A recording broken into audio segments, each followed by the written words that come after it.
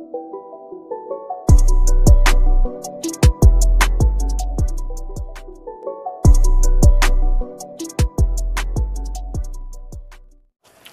बच्चों, क्या हाल चाल। हाल तो बुरा ही है। बोलो सर हाल ना पूछो, हमारा हाल बेहाल है। आज का क्लास हमारा रहेगा मिड पॉइंट फार्मूला, और ये इस पूरे चैप्टर का आखिरी टॉपिक है आपका। काफ़ी आसान है, यहाँ से क्वेश्चन बहुत कम पूछे जाते हैं, लेकिन ऐसा नहीं है कि बिल्कुल नहीं पूछे जाते हैं, इसीलिए बने रहो अगर रहने का मन है तो। चलो देखते हैं बच्चों क्वेश्चन की तरफ।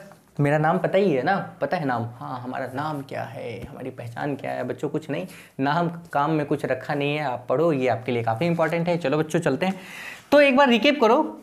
सपोज हमारे पास दो पॉइंट है, ये है ए, ये है पॉइंट बी। अगर इसका कोऑर्डिनेट x1 y1 हो और इसका कोऑर्डिनेट क्या हो, x2 y2 हो, और p इसका मिड पॉइंट हो। मिड पॉइंट का मतलब उसको 20 से 2 इक्वल पार्ट में बांटने वाला पॉइंट हो, है ना। चलो, तो इसका कोऑर्डिनेट क्या होगा बच्चों, ये आपको बताया हुआ है यहाँ पे। कोऑर्डिनेट ऑफ p, ये फॉर्मूला होता है x1 प्लस x2 बाय क्या 2, और होता है y1 प्लस क्या y2 बाय 2। ये पता है। अगर नहीं पता है तो हमारा इंट्रोडक्शन का वीडियो खोलिए और देखिए, क्योंकि प्लेलिस्ट हमारे चैनल पे बना हुआ है। हमारे नहीं, आपके चैनल पे बना हुआ है, ये चैनल आपका है। चलो बच्चों ठीक है, और इसी से बिलोंग पहला क्वेश्चन आपको दिया गया, find the mid point of the line segment joining the point. देखो 1 और 2, क्वेश्चन नंबर 1 का हम 1 बना रहे हैं, आप 2 देख लेना, -6 7, ठीक है बच्चों। और दूसरा पॉइंट आपका है 3 और 5। ये दो पॉइंट है, ए भी हो सकता है कोई भी पॉइंट, इन दोनों का बोला गया मिड पॉइंट निकालो। अगर हम इस पॉइंट को मान लें, सपोज इस पॉइंट को हम क्या माने, मानो ए, और इसको हम मान लिए बी, तो आपको इसका मिड पॉइंट का कोऑर्डिनेट निकालना है, तो कोऑर्डिनेट ऑफ मिड पॉइंट निकालना है। चलो बच्चों, ये हो गया x1, ये हो गया y1, ये हो गया x2, ये हो गया y2। अगर कोऑर्डिनेट आपको निकालने के लिए बोला जाए किसका, हमारा नहीं, कोऑर्डिनेट ऑफ मिड पॉइंट का कोऑर्डिनेट आपसे मांगा जाए तो क्या x1 प्लस x2 बाई 2, यानी कि ये प्लस ये, यानी कि क्या -6 प्लस 3 बाय 2, और ये प्लस ये 7 प्लस 5 बाय क्या 2। सॉल्व करो, सॉल्व करके आंसर यहाँ पे आएगा -3 बाय 2, 7 5 12, 7 5 12 हो तो 12 बाई 6 सॉरी 2, यानी कि ये हो गया। मतलब ये उस पॉइंट का x कोऑर्डिनेट और ये y वाला, कोई दिक्कत नहीं, ठीक है। सेकंड नंबर बन जाएगा, बना लोगे, कोई दिक्कत नहीं। चलो सेकंड मतलब 1 का सेकंड आप बना लोगे। चलो दूसरा नंबर क्या है हम बताते हैं, आप बने रहो, तब तक देखते रहो। और चलो बच्चों ठीक, क्यों घबरा रहे हो बच्चों? आई प्रॉमिस आप सिलेबस अपना कवर करो। अगर रिवीजन क्लास में या टेस्ट में या किसी भी तरह के या इंपॉर्टेंट क्वेश्चन के क्लास में या कोई भी क्लास में, अगर आपको इंपॉर्टेंट क्वेश्चन में जितने क्वेश्चंस मैंने दिए, अगर उससे एग्जाम में 90% क्वेश्चन ना आए तो आप मुझे याद ना करना, अगर आ जाए तो कभी याद कर लेना। चलो बच्चों, फाइनल में, आपके ब्लॉक में नहीं, फाइनल में, ठीक है। सेकेंड नंबर है, point A and B have the coordinate 3 5 and x और y। देखो ये a है, ये b है। a का कोऑर्डिनेट आपको दिया गया, a का कोऑर्डिनेट दिया गया 3 5, ये 2 नंबर, ठीक है। और b का कोऑर्डिनेट आपको है x और y। आपसे बोला गया the mid point of the A B is 2 3, मतलब इस पूरे का जो मिड पॉइंट है इसका कोऑर्डिनेट है 2 और 3। Find the value of x and y। तो हम मान लेते ना, ये पॉइंट कौन सा था, p, ये मान लिए। अच्छा ये मिड पॉइंट है, देखो P इज मिड पॉइंट, ये क्या है, मिड पॉइंट है, ठीक है। इसका कोऑर्डिनेट क्या होगा, अगर हम आपसे बात बताएं, कोऑर्डिनेट इसका क्या होगा, कोऑर्डिनेट ऑफ P जो दिया हुआ है ना 2 3।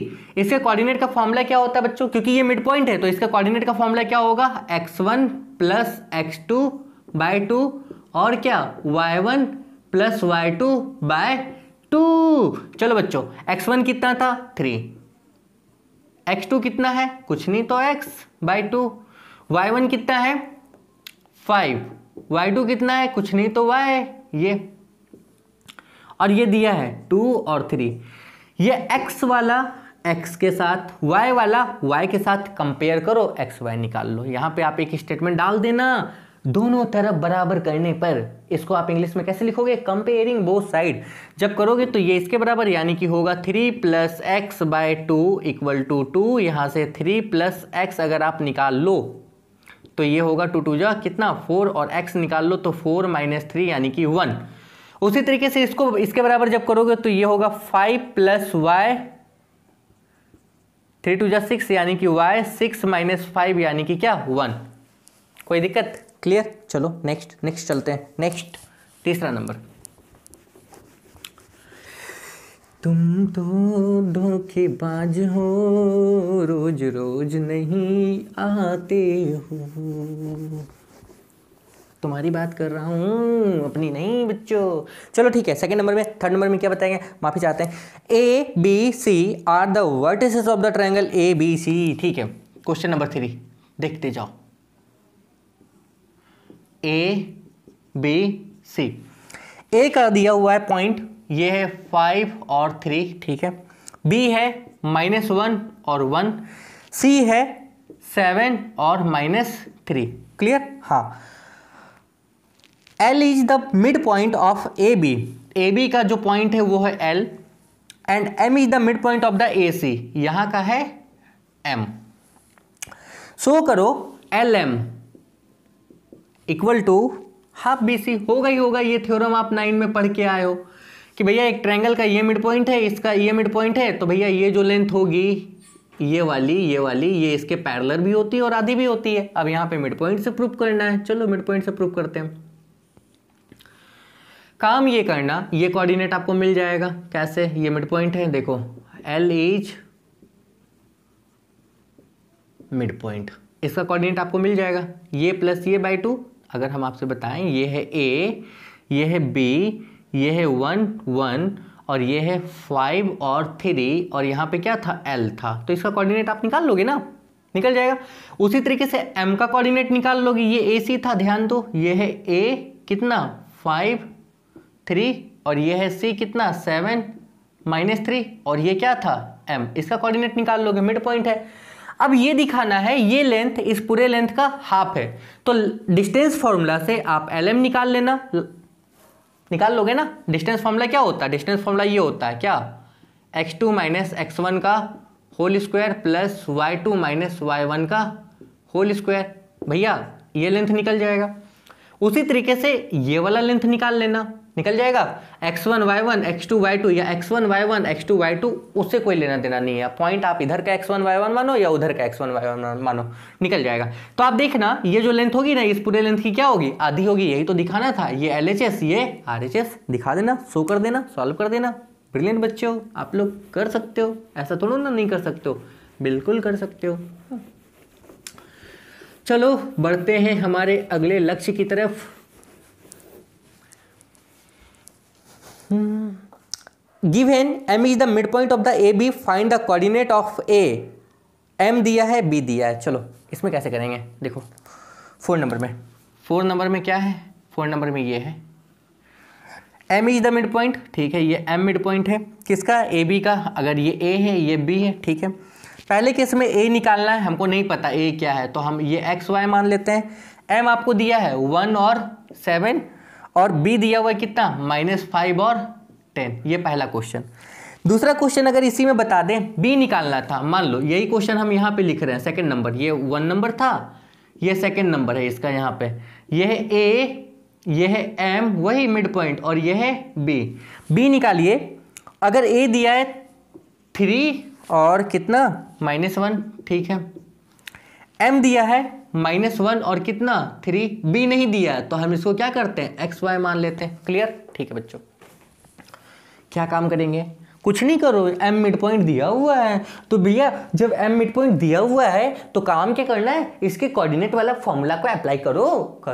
आओ कोऑर्डिनेट, यानी कि coordinate of M। Formula, coordinate तो M का दिया हुआ था ना 1 7। अगर नहीं दिया रहता तब क्या फॉर्मूला अप्लाई करते हैं? ये वाला x1 plus x2 by 2 y1 plus y2 by 2, ठीक है।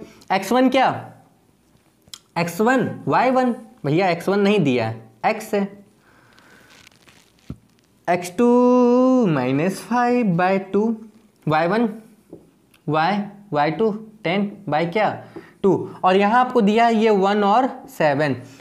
अब इसको इसके साथ कंपेयर करो, इसको इसके साथ कंपेयर करो, यू गॉट नहीं, अब बकरी थोड़ा ना हो भैया, आपको x मिल जाएगा और आपको y मिल गया, कोई दिक्कत। अब x और y मिल गया तो इस पॉइंट का वैल्यू मिल गया, ये पॉइंट x और y ही था ना। सिमिलरली उसी तरीके से ये हो जाएगा, दोनों में कोई अंतर नहीं है, कोई अंतर नहीं है। ये इधर नहीं दिया था, इसमें उधर नहीं दिया, हमको इधर नहीं दिया, हमको उधर नहीं दिया, कहीं नहीं दिया, दुनियादारी से कोई मतलब नहीं है। 5 मिनट दो घड़ी पे 5 मिनट कैसे दोगे? अरे भैया 5 मिनट दो घड़ी देख के खुद पे, हमारी भाषा को थोड़ा लेना, ठीक है, बहुत ज़्यादा भाषा की नॉलेज नहीं है हमें। चलो बढ़ते हैं हमारे अगले क्वेश्चन की तरफ। क्वेश्चन नंबर 4 हो गया। क्वेश्चन नंबर 5 क्या है देखिए, हम मिटा लें प्रेम से, चलो मिटा लिया। क्वेश्चन नंबर 5 है ये, क्या क्वेश्चन नंबर 5 था ये, और इस तरह के क्वेश्चन पूछे जाएंगे, अगर पूछे जाएंगे तो आपको कंफ्यूज करने के लिए, क्योंकि आपको पता है आप कंफ्यूज नहीं होगे। ए ये है, बी ये है, ओ ये एक्सिस हो गया y का, ये हो गया x का, ये है o, तो ये x का नेगेटिव वाला है। एक पॉइंट P है और ये पॉइंट है यहाँ पे -3 और 2। आपसे बोला गया है P मिड पॉइंट है, आपको a और b का वैल्यू निकालना है, ठीक है। चलो बच्चों ध्यान दो, a कहाँ है y एक्सिस पे, इसका x का वैल्यू नहीं होगा, y होगा। b कहाँ है x एक्सिस पे, इसका y का वैल्यू नहीं होगा पर x होगा, यही ना। चलो इस डायग्राम को आप ऐसे बना सकते थे, ये b है, ये a है, इसका ये मिड पॉइंट है जो दिया हुआ है -3 और 2, ये वैल्यू था x और 0, और ये वाला वैल्यू क्या है 0 और y, सेम इसके पहले जैसा। कंपेयर कर लेना, एक बार इसके साथ एक बार इसके साथ, आपको x मिल जाएगा, आपको y मिल जाएगा। तो भैया ये वाला कोऑर्डिनेट क्या हो जाएगा x 0, वो वाला क्या हो जाएगा 0 y। इसके बाद का 6 नंबर भी आपको उसी तरीके से है, जैसा क्वेश्चन नंबर 5 था वैसा क्वेश्चन नंबर 6 है। हमको बनाने की ज़रूरत अगर होगी तो आप हमको बता देना कि सर बता दीजिए, हमसे नहीं बना। ऐसा नहीं है कि आपसे नहीं बनेगा, सोच के देखो, ब्रिलियंट हो आप, ऐसा थोड़ा ना ब्रिलियंट नहीं हो, 2+2 जानते हो ना, ब्रिलियंट हो। चलो बढ़ो बढ़ो। नेक्स्ट 7 नंबर, ये पॉइंट एंड ये point are the vertices type of a triangle. किसी ट्रायंगल का वर्टिसेस दिया गया, ध्यान देना, हम आपको समझा दे रहे हैं, समझाएंगे ऐसे। ये ए पॉइंट था, ये बी पॉइंट था, ये सी पॉइंट था, वर्टिसेस दिया हुआ है। Find the length of its median through the vertices 3 -6। अगर 3 और -6 को यहाँ पे रखते, ऊपर रखते, तो कहीं भी रख सकते थे, हम यहाँ नहीं रखे, हम ऐसे पॉइंट माने 5 2 पहला, ये दूसरा, और ये क्या तीसरा, मर्जी आपकी, कोई दिक्कत नहीं है। आपसे बोला गया है find the length of its median through the vertices 3 -6। Median क्या होता है बच्चों? मीडियन होता है जो ट्रायंगल को इक्वल डिवाइड करे। आप यहाँ पे AD इज मार्डियन, ये मार्डियन है, मीडियन है, ये मीडियन है। मीडियन का मतलब होता है भैया ये इक्वल है, इसका सिंपल सा मतलब ये हो गया D इज मिड पॉइंट, यही ना हुआ। आपको लेंथ निकालना था इसका, क्या फाइंड करना है क्वेश्चन में? आपको फाइंड करना लेंथ किसका, हमारा 5 फुट 2 इंच है।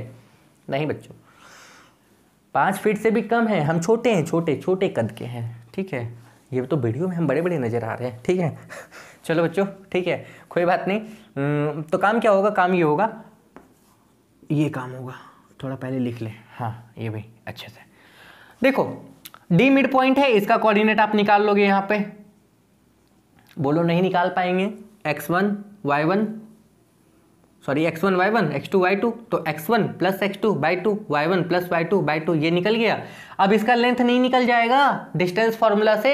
Distance formula you know what is distance formula, x2 - x1 का whole square plus y2 - y1 का whole square. After applying this formula you will get the value of this answer. now चलो बच्चों, थोड़ी सी टूटी फूटी अंग्रेजी भी होनी चाहिए, टूटी फूटी दे। नेक्स्ट चलो चलते हैं हमारे अगले क्वेश्चन की तरफ, ठीक है। 8 नंबर देखो question, given a line ABCD in which A B equal to B C equal to C D, B और सी दिया हुआ है, find the coordinate of A and D. Now listen, एक given a line A B C D 8 number में, यह है ए, यह है बी, यह है सी और यह है डी। ठीक है, बोला क्या गया है, बोला गया है A B equal to B C, A B equal to B C, B C equal to C D. B दिया है 0 3, बी दिया है यह है 0 3 और सी दिया है 1 8, यह है 1 और 8।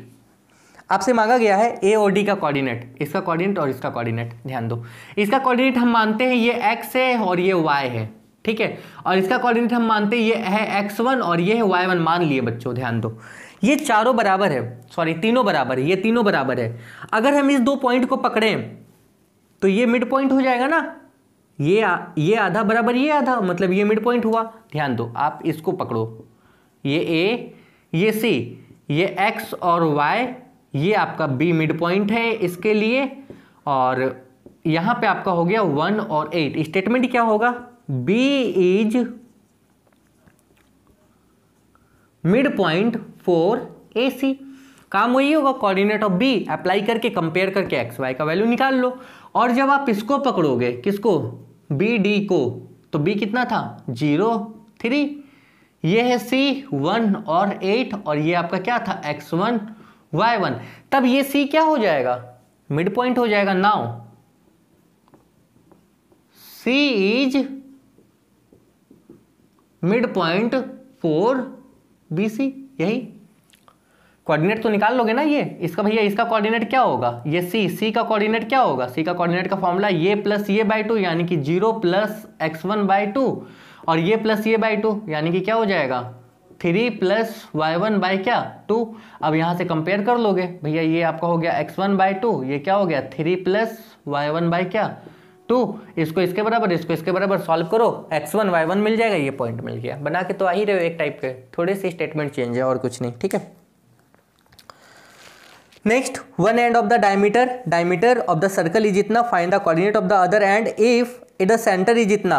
9 नंबर का फिगर हम बना दे रहे हैं, बना आप लेना। 9 नंबर का फिगर बोर्ड पे हम आपको बना दे रहे हैं, आंसर आप निकाल लेना, काफ़ी आसान है। देखो बच्चों, डायमीटर दिया गया है 9 नंबर में, डायमीटर मतलब सर्कल का डायमीटर, ये डायमीटर है। ठीक है, नाम नहीं बोला गया तो आप कुछ भी नाम रख लो। ये ए बी डायमीटर था जिसका एक एंड दिया गया है -2 5। Find the coordinate of the other and, इसका कोऑर्डिनेट निकालना है, इसको x और y मान लो। अगर इसका सेंटर यानी कि ओ सेंटर है जो दिया हुआ है कितना 2 -1, बना के आ रहे हो, इस टाइप का बना रहे हो ना। ठीक है, ये प्लस ये बाई 2, ये प्लस ये बाई 2 इस पूरे के बराबर होगा। सॉल्व कर लेना 10 नंबर। देखो, A B C D are the vertices of the quadrilateral A B C D, find the coordinate of the mid point of the A C and B D. Quadrilateral ये है A B C D, coordinate दिया हुआ है, आपको mid point निकालना है of A C and B D. इसका mid point निकाल लो, मिड पॉइंट निकल जाएगा ना इसका, इस लाइन का मिड पॉइंट आप निकाल सकते हो, x1 plus x2 by 2, y1 plus y2 by 2, और बी डी का भी निकाल लो, इसका भी निकाल लो। ठीक है, give a special name to this quadrilateral. अगर दोनों का मिड पॉइंट एक ही आए, मतलब ए सी और बी डी का मिड पॉइंट अगर एक ही आए, मतलब एक ही आ जाए, तो ये क्या हो जाएगा आपको पता है, तब ये क्या बन जाएगा, ये बन जाएगा पैरेललोग्राम। स्पेशल नेम हो गया। ठीक है, कोई दिक्कत नहीं है, इसमें हम बहुत ज़्यादा टाइम वेस्ट नहीं करेंगे। और 11 number, P Q R the vertices of the parallelogram, P Q R S and इतना, sorry P Q R the vertices of the parallelogram, P Q R P and Q are the vertices of the parallelogram इतना, and इतना are the coordinate of the point of intersection of its diagonal. Find the coordinate of R and S. Now listen, 11 number का question. Question में क्या बोला गया देखो, 11 number के question में बोला गया है एक पैरेललोग्राम आपको दिया हुआ है PQRS, ये है P, ये है Q, ये है R, ये है S। ठीक है, P दिया है 4 2, ये दिया है 4 और 2, Q दिया गया है -1 और 5। ठीक है, देखो, and -3 2 are the coordinate of the point of intersection of its diagonal. इसका डायगोनल जहां कट कर रहा है, ये वहां का जो पॉइंट है, ये पॉइंट हम O मानते हैं। इसका जो कोऑर्डिनेट दिया गया वो दिया है -3 और 2, आपको ये दोनों निकालना है। तो इसको आप मान लेते हो क्या x1 y1 और इसको मान लो क्या x2 y2। निकल गया। कैसे? अलग करो, इस पी आर को हम अलग कर दें, ये p और r, ये था x1, ये है y1, ये है 4 2 और ये है o। अच्छा बच्चों, ये तो मिड पॉइंट होगा क्योंकि ये बराबर होता है, जब डायगोनल इंटरसेक्ट करती है तो वो इक्वली करती है, आपको पता है। ठीक है, ये मिड पॉइंट हो गया, फॉर्मूला रख के निकाल लो। उसी तरीके से इस पूरे के लिए ये s था, ये क्या था r था, ये क्या था x2 y2 और ये आपका क्या हो गया -1 और क्या 5, और ये जो पॉइंट है ये इसके लिए भी तो मिड पॉइंट ही होगी ना, क्योंकि दोनों डायगोनल क्या करता है, परपेंडिकुलर नहीं, बाइसेक्ट ईच अदर करता है। अगर परपेंडिकुलर बाइसेक्ट करेगा तो वो क्या हो जाएगा, रोम्बस हो जाएगा। कोई दिक्कत? क्लियर? ठीक है बच्चों, यहाँ तक कोई परेशानी नहीं है। इसके बाद 12 13 पॉइंट इतना, calculate the value of the x. अच्छा, इसके बाद ये सब ठीक है। आइए 16 नंबर हम आपको बता दें, calculate the coordinate of the centroid of the triangle ABC। Centroid क्या होता है? सेंट्रॉइड का मतलब होता है बीच का पॉइंट। ध्यान देना, ये ट्रायंगल है, अगर इसका कोऑर्डिनेट है x1 y1, इसका कोऑर्डिनेट है क्या x2 y2, अगर इसका कोऑर्डिनेट क्या है x3 y3, तो बीच का इसको हम लोग बोलते हैं सेंट्रॉइड। और इसका जो कोऑर्डिनेट होता है सेंट्रॉइड का, ये होता है x1 plus x2 plus x3 bye कितना 3, और इसका होता है y1 प्लस y2 प्लस क्या y3 बाय क्या 3। यानी कि जो क्वेश्चन नंबर आपका है 16 वो आपका बन जाएगा इसी तरीके से, आप बना लेना, कोई दिक्कत नहीं है। ठीक है, इस फॉर्मूला पे रखना, निकाल लेना, निकल जाएगा।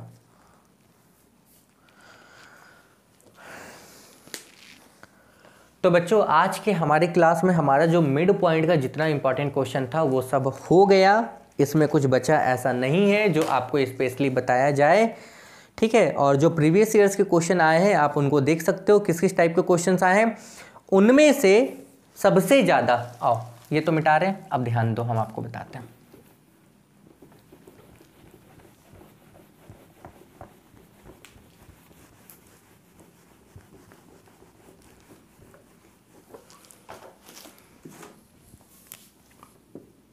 VVI एवरी ईयर एग्ज़ाम का जो पैटर्न होगा, ठीक है, वो क्या होगा, वो होगा ये कोऑर्डिनेट ज्योमेट्री। जो क्वेश्चन होगा ये होगा, ये आपको सेक्शन एंड यानी कि सेक्शन फॉर्मूला एंड ये इक्वेशन ऑफ लाइन, इन दोनों चैप्टर को मर्ज करके क्वेश्चन आएगा। एक क्वेश्चन आपको दिया हुआ रहेगा, सिर्फ एक क्वेश्चन, उसी में ये दोनों एक्सरसाइज के, यानी कि दोनों अलग अलग चैप्टर है, दोनों चैप्टर के क्वेश्चंस को आपको वहां पे क्या रहेगा, इन्वॉल्व रहेगा, दोनों चैप्टर का क्वेश्चन वहां इन्वॉल्व रहेगा। इसीलिए अगर कोई बच्चा इस चैप्टर को कर रहा है, वो सोच रहा है कि हम इक्वेशन ऑफ लाइन नहीं करेंगे, तो वो गलत फहमी में मत रहो बच्चों, क्योंकि इन दोनों चैप्टर को मर्ज करके दिया जाएगा। ये चैप्टर का सारा कमांड अगर आपका क्लियर है पूरी तरीके से, तो वो चैप्टर आपके लिए क्या होगा, आसान हो जाएगा। इक्वेशन ऑफ लाइन एक बड़ा चैप्टर है और काफ़ी इंपॉर्टेंट इसलिए है क्योंकि ये चैप्टर आपको 11th में भी मिलेगा, ये भी मिलेगा, पर वो बहुत बड़ा मिलेगा। 11th में वो कोऑर्डिनेट ज्योमेट्री का सबसे बड़ा चैप्टर है, अगर देखा जाए तो सबसे बड़ा होगा कोऑर्डिनेट ज्योमेट्री का। यानी कि वहाँ पे उसका नाम क्या हो गया, वहाँ पे उसका नाम है स्ट्रेट लाइन। स्ट्रेट लाइन यानी कि ये हो गया वही इक्वेशन ऑफ लाइन चैप्टर है, तो उसमें आपको ये मिलेगा और बहुत बड़ा चैप्टर है, समझ गए बच्चों। इसीलिए अब जो आपका अगला क्लास आएगा मैथ का होगा, वो अब हम चलेंगे ट्रायंगल पे। हम इक्वेशन ऑफ लाइन को ट्रायंगल के बाद शुरू करेंगे। मतलब अब जो हमारा नेक्स्ट क्लास होगा, लिसन, नेक्स्ट क्लास का हमारा जो वीडियो होगा वो होगा सिमिलरिटी पे, यानी कि ये आपका हो गया ट्रायंगल, और इसके बाद हम वापस आएंगे इक्वेशन ऑफ लाइन पे। कोई दिक्कत नहीं है बच्चों, यहाँ तक क्लियर हो पूरी तरीके से? ठीक है, इक्वेशन ऑफ लाइन पे इसके बाद क्या करेंगे हम लोग आएंगे। अच्छा, इक्वेशन ऑफ लाइन पे आने के बाद फिर डिसाइड करेंगे कि अगला चैप्टर कौन सा शुरू करना है, क्योंकि इक्वेशन ऑफ लाइन आपका खत्म कराना बहुत जरूरी है। कोऑर्डिनेट ज्योमेट्री आपका फिनिश हो जाएगा, इतना आपका काम होगा बच्चों। ये खत्म हो गया पूरा का पूरा कोऑर्डिनेट ज्योमेट्री।